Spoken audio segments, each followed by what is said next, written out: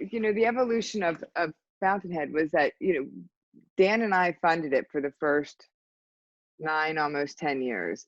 And, as part of all of these different transitions, we realized that, it wasn't as much as we wanted to continue it forever. We just couldn't fund it forever. We're not in a financial position to do that.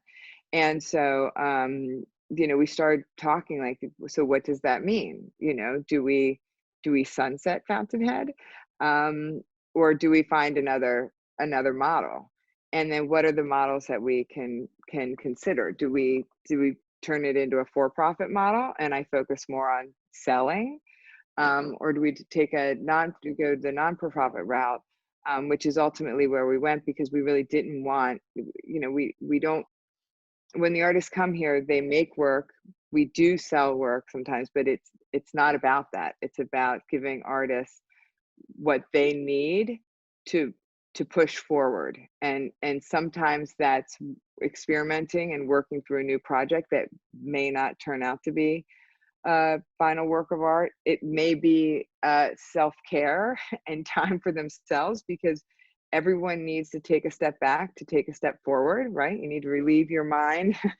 um, it may just be exploration and research, just looking at different things, talking to new people, reading different books, right? So we knew that, in this case, the for-profit wasn't the model that we wanted to go. So we turned it into a non-for-profit. And in doing that, we were lucky enough to have friendships with Alberto Barguin, who when it comes to mentors, my goodness, that man is extraordinary.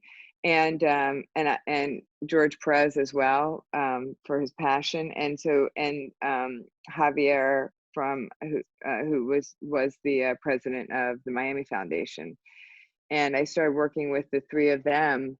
And at the time, Rebecca Mandelman was at Miami Foundation, and Lindsay, who's still there, and said, we'd like to turn it into a nonprofit. I've never run a nonprofit business, but I've run businesses.